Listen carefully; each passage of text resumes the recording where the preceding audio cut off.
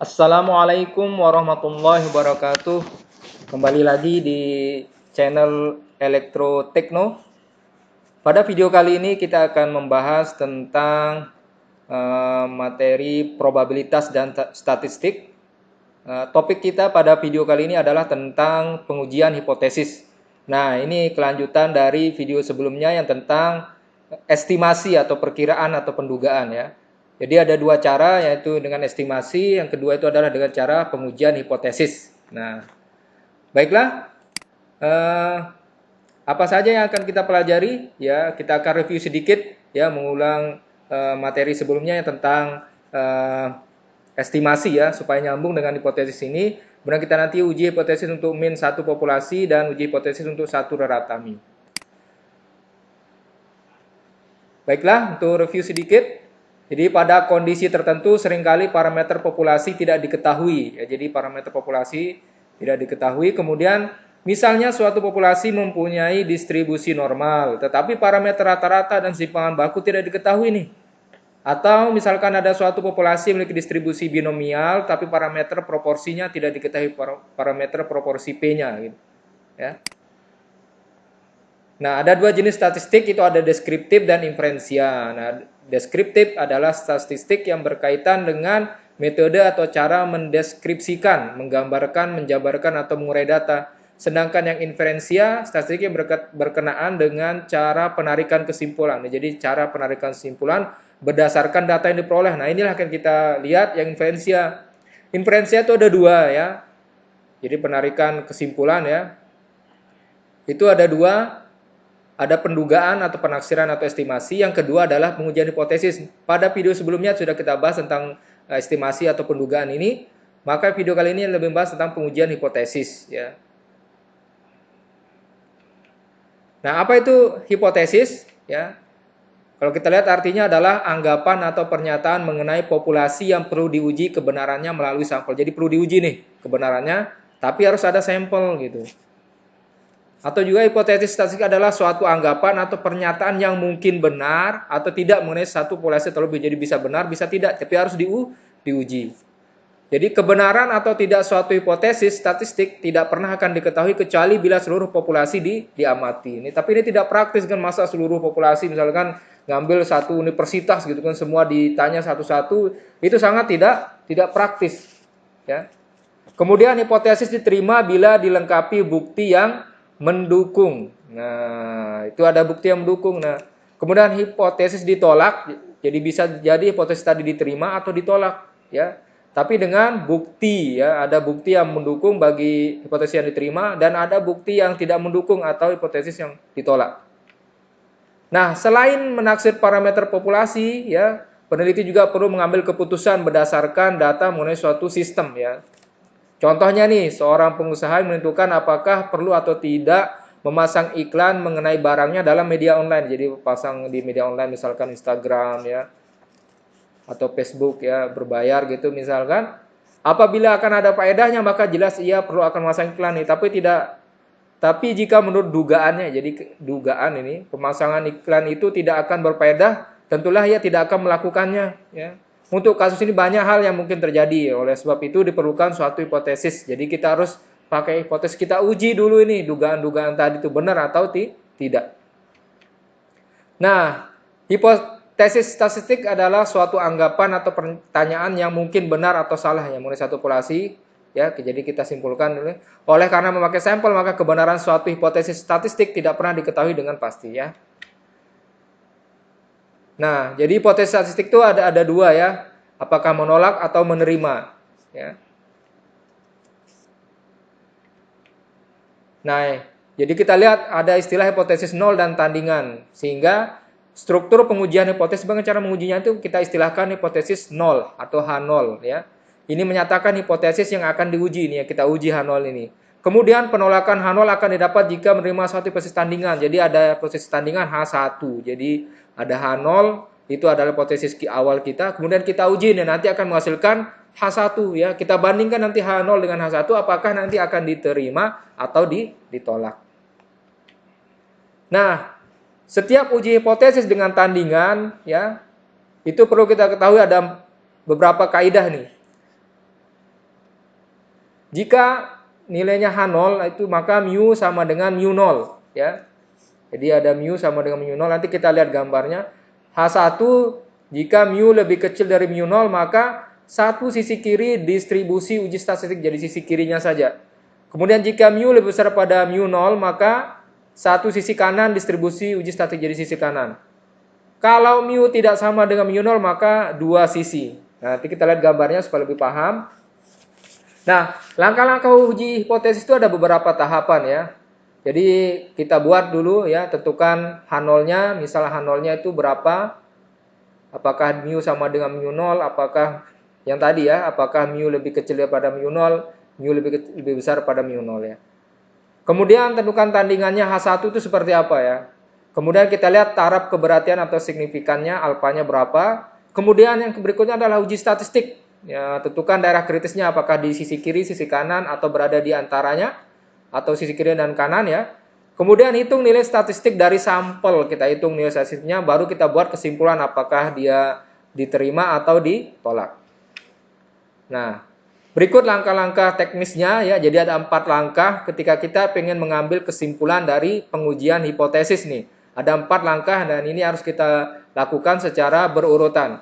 Yang pertama adalah hipotesis awal ya atau H0 dan hipotesis alternatif atau H1. Jadi H0 dan H1 ya. Kemudian menentukan statistik uji. Nah, apakah dia sampelnya lebih besar dari 30 atau lebih kecil dari 30? Nanti kalau dia lebih besar dari lebih kecil dari 30 ya, maka dia menggunakan tabel T student. Ketika lebih besar daripada 30 maka dia akan menggunakan Z ya. Kemudian menentukan daerah penolakan ya, tadi apakah di sisi kiri, sisi kanan atau di antara ya. Kemudian baru memberi kesimpulan berdasarkan nilai dari hitung dan hitung dan tabel. Nanti kita bandingkan ya nilai baik dari Z tabel ataupun T tabel, kita bandingkan dengan nilai ukurnya ya, T ukur maupun Z ukur. Nah, keputusan tadi ya ada 2, menerima atau gagal menolak atau H0 atau menolak H0 ya. Karena dalam pengambilan keputusan terdapat 2 jenis kesalahan yang lazim terjadi ya. Nah, ini kesalahan yang lazim terjadi, jadi kondisi parameter populasi tidak diketahui, bisa jadi H0-nya benar, H0-nya juga salah ya. Hasil pengujiannya gagal menolak atau tolak ya. Kalau gagal menolak berarti menerima keputusan benar. Ini berarti kesalahan tipe 2, jadi probabilitasnya itu sama dengan beta ya. Kalau kesalahan tipe 1 itu probabilitasnya sama dengan nilai alfa, padahal 1 minus alfa. Keputusannya benar itu 1 min beta. Nah, ini kesalahan 1 dan kesalahan 2 tadi, ini resikonya produsen yang nanggung nih. Yang di sini malah konsumen yang menanggung, artinya rugi di sisi sini, ini rugi di sisi produsen, ini rugi di sisi konsumen. Ketika salah melakukan ini hipotesis ya. Jadi parameter uji hipotesis itu sama seperti sebelumnya, ada mu atau P proporsi dan varians ya, atau kuadrat. Oke, kita masuk untuk uji hipotesis untuk min 1 populasi nih. Nanti kita akan lihat contoh soal supaya lebih paham nih. Jadi hanya untuk 1 populasi nih, kita tidak menggunakan 2 populasi. Jadi hanya 1 populasi. Ingat tahap awalnya tadi adalah merumuskan hipotesis awal H0 dan H1-nya. Jadi kita H0 dan H1-nya, apakah dia sama atau lebih besar atau lebih kecil H1-nya ya. Kemudian yang kedua menentukan statistik uji. Nah, apakah dia lebih besar dari 30 atau lebih kecil dari 30? Karena rumus yang digunakan berbeda. Kalau dia lebih besar atau sama dengan 30, maka dia menggunakan distribusi normal ya. Dia menggunakan persamaan Z ya. Kalau dia lebih kecil dari 30, kita menggunakan distribusi T ya. Jadi hitungannya juga berbeda. Tabelnya ini berbeda, ini juga tabelnya berbeda. Jadi kalau Anda keliru nanti menggunakan maka hasilnya berbeda ya. Jadi diperhatikan ini syarat sampel besar dan syarat sampel kecil. N lebih besar sama dengan 30 atau di bawah 30. Yang ketiga adalah menentukan daerah penolakan. Nah, ini sangat penting nih. Kita lihat ini ada 3 kondisi nih ya. Yang pertama adalah H0 di mana nilai H0-nya adalah mu sama dengan mu0 ya. Artinya daerah penolakannya ada di sisi kiri dan sisi kanan. yang diterima adalah di antaranya. Nah, maka alfanya dibagi dua nih. Ada 2,5 dan ada sisi kiri 2,5 ya. Jadi titik kritisnya ada dua. Nah, berikutnya kalau nilai mu lebih kecil dari mu 0. Nah, jadi yang diterima itu lebih kecil. Maka daerah penerimaannya ada di sisi kiri, daerah penolakannya ada di sisi kanan, ya. Jadi ada di sisi kanan. Bagaimana kalau mu-nya lebih besar sama dengan mu 0 ya. Sehingga hasilnya adalah mu lebih kecil daripada mu 0, maka daerahnya ya ingat ya yang di tengah ini adalah nilai mu ya. Jadi kalau yang pertama tadi mu sama dengan mu 0 berarti daerahnya di tengah-tengah sini. Ini karena nilai 0 ini sama dengan nilai mu. Kalau di sini misalkan nilai mu-nya lebih besar daripada mu 0, artinya di sisi kanan, sederhananya gitu. Kalau nilai mu lebih kecil dari mu 0 berarti ada di sisi kiri. Tinggal lihat di situ saja ya. Jadi ingat yang tengah ini, yang garis tengah ini adalah nilai mu-nya, rata-ratanya ya. Jadi ini jadi patokan apakah dia sama dengan mu sama dengan mu 0 ataukah lebih besar atau lebih kecil. Nah, sehingga nanti beda ya. Ketika dia di tabel, maka yang kita lihat nanti adalah tabel 5% ya. Atau 0,05, maka dia 1,83. Tapi ketika kita melihat di daerah penerimaannya mu sama dengan mu 0, itu maka hasilnya beda. Nanti dia berat 2,5%. Hasilnya adalah minus 2,262. Ya, jadi ini diperhatikan ya. Apakah dia lebih besar dari mu, lebih kecil dari mu 0-nya ya. Sehingga nanti kesimpulannya tahap yang keempat itu kita lihat nih. Apakah nilai hasil Z hitung itu lebih besar daripada nilai Z alfa per 2. Atau nanti min Z hitung lebih kecil daripada min Z alfa per 2. Nanti kita lihat nilainya ya. Hasil hitungnya ya. Dan hasil tabelnya. Ya. Ataukah T hitung. Jadi kalau kita pakai Z ini acuannya. Kalau kita pakai T pakainya ini. Ya. Nah, itu untuk yang nilai mu sama dengan mu 0 tadi ya, yang pertama tadi ya. Jadi daerahnya ada di kiri dan di kanan. Jadi pakainya yang ini ya. Bagaimana kalau daerahnya itu ada di sebelah kanan saja? Maka kalau di sebelah kanan kita lihat nih Z hitung ya ditolak bila Z hitung lebih besar daripada Z alfa per 2. T hitung lebih besar dari T alfa per 2. Jadi ingat ini ditolak. Kalau yang tadi ditolak itu bila ini ya.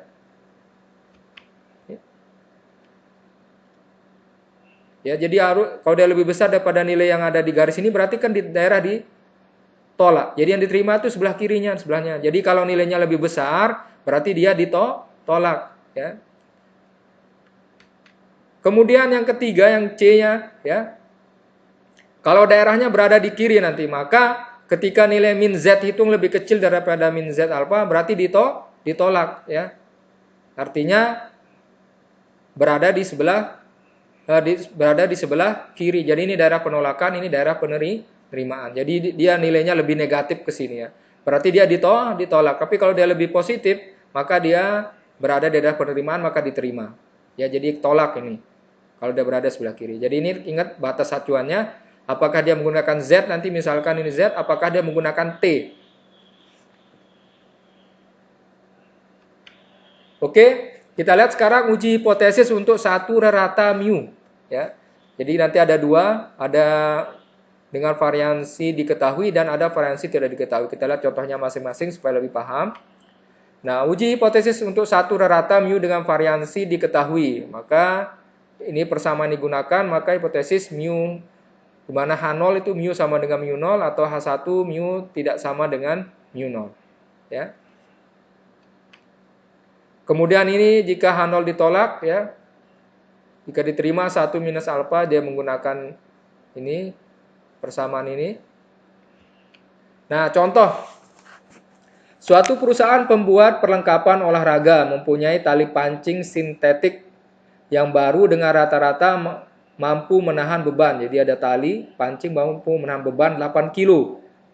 Rata-rata berarti ini ya. Dengan simpangan baku 0,5. Jadi simpangan bakunya 0,5. Ujilah hipotesis bahwa hasil produksi tersebut mempunyai tepat rata 8 kilo.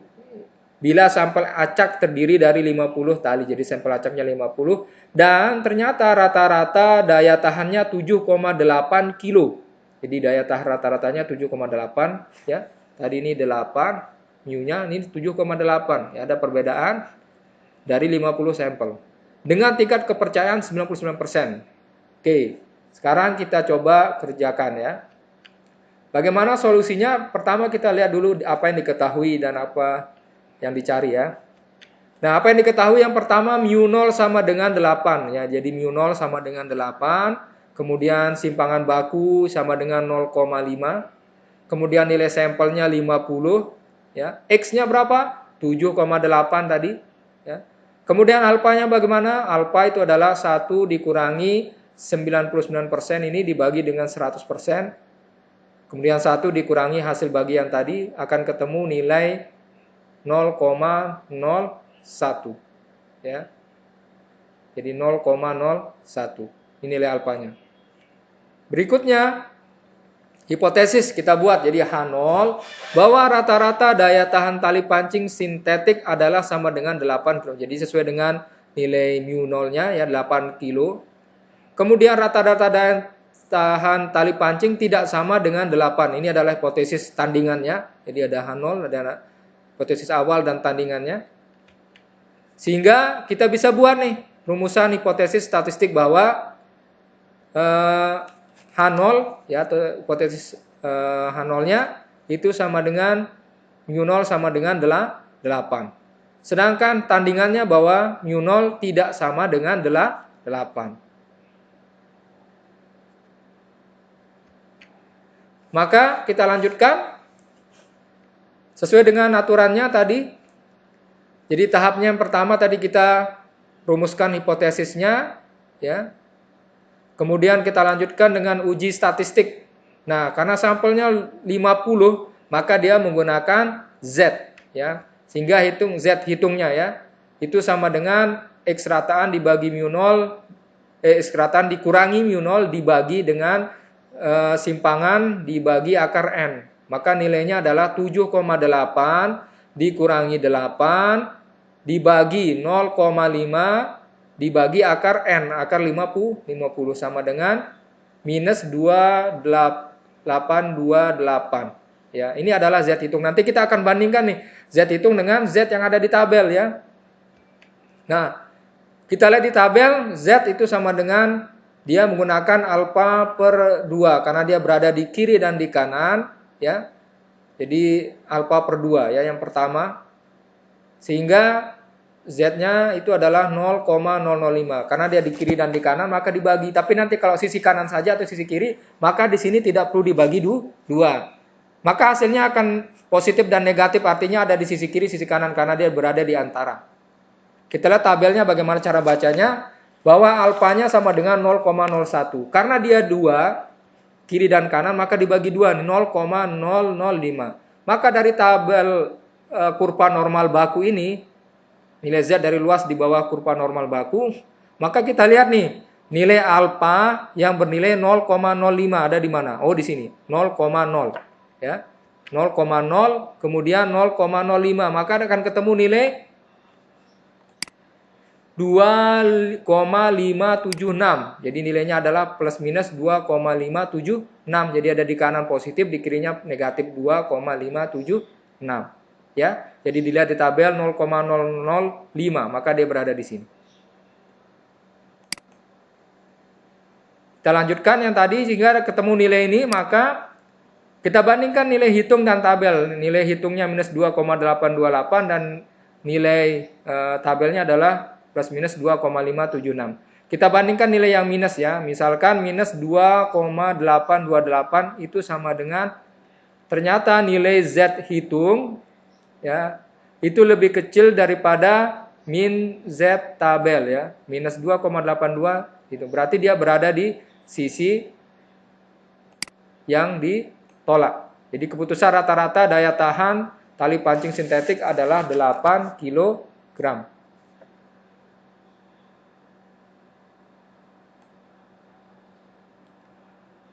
Ya, jadi kita bisa lihat bahwa nilai minus 2,576 dengan minus 2,82. Jadi kita bisa lihat karena nilai minus ini berada di lebih negatif, lebih kecil dari ini, maka nilai Z hitung lebih kecil daripada min Z tabel. Artinya H0-nya ditolak ya. Jadi dia berada di sini ya. Oke, selanjutnya contoh yang kedua. Sampel acak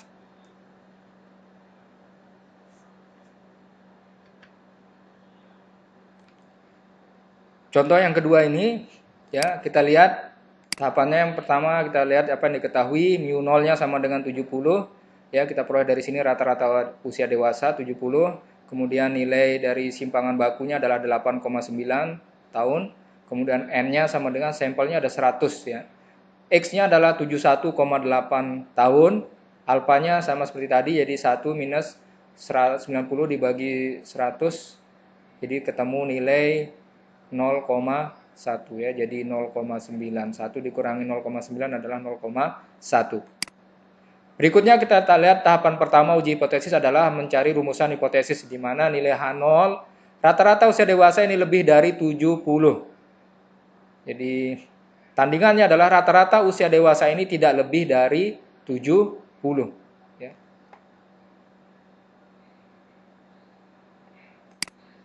Maka rumusan hipotesisnya kita buat di mana H0 itu bahwa mu 0 lebih besar dari 70. Sedangkan tandingannya mengatakan bahwa mu 0 tidak lebih dari 70, lebih kecil dari 70 ya. Ini perhatikan tanda lebih kecil dari 70. Maka kita lanjutkan bahwa nilai uji statistik ya, karena dia sampelnya menggunakan berapa? 100. Karena di atas 30 maka menggunakan Z ya. X min mu 0 dibagi standar simpangan baku dibagi akar N, maka akan ketemu nilai 2,02. Kemudian kita lihat di tabelnya adalah 0,1. Kenapa nih Pak? Ini kenapa pakai 0,1 tidak dibagi alfa per 2? Ingat karena daerahnya hanya satu ya, uji pihak kiri. Beda dengan yang sebelumnya di mana mu 0 itu tidak lebih kecil dari 70 ya. Jadi bedanya di sana. Jadi dilihat.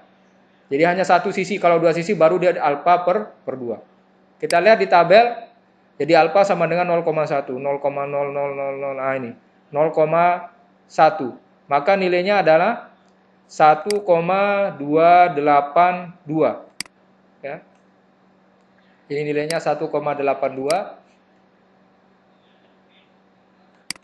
Maka kita lihat uji pihak kiri, maka nilai dari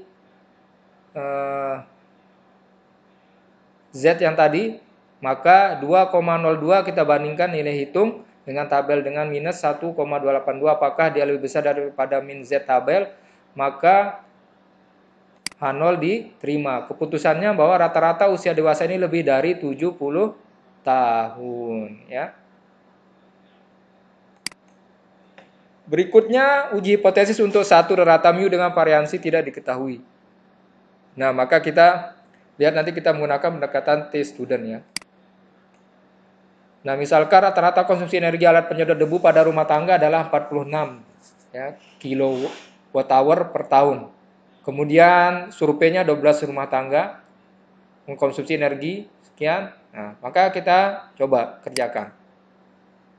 Yang pertama diketahui, apa yang diketahui adalah mu 0-nya sebanyak 46 ya per tahun ya. Kemudian X rataannya adalah 42 ya, energi 42 kWh per tahun. Kemudian nilai simpangan bakunya adalah 11,9. Kemudian nilai N-nya ketemu sama dengan 12 ya. Perhatikan ya, sampelnya 12. Maka kita gunakan T. Jadi H0-nya mengatakan bahwa mu sama dengan 46. Sedang tandingannya mengatakan mu lebih kecil dari 46. Ya. Karena di sini ya, apakah rata-rata alat penyedot debu menggunakan energi kurang dari 46. Jadi estimasinya bahwa hipotesisnya adalah lebih kecil dari 46. Apakah benar? Ya, lebih kecil dari 46. Maka kita lanjutkan, kita hitung statistik ujinya menggunakan T, akan ketemu nilai ya X rataan 42 dikurangi 46 dibagi 11,9 dibagi akar 12, akan ketemu nilai minus 1,16. Selanjutnya kita lihat di tabel ya. Karena nilainya 12 dikurangi 1 adalah 11. Kemudian nilai dari alfanya adalah 5% ya.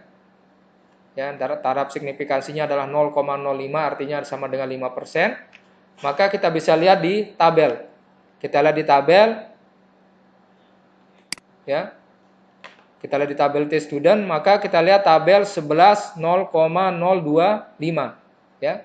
Kita lihat T11 ada di sini dan 0,025.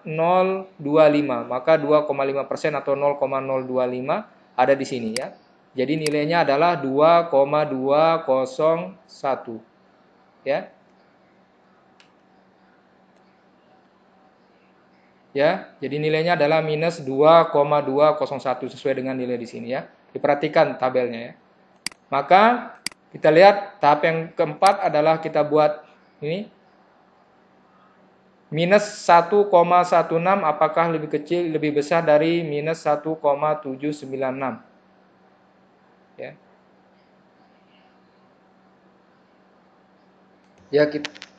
Kita lihat kembali ya di tabel distribusi T yang baru ya, bahwa kita lihat nilai T-nya adalah,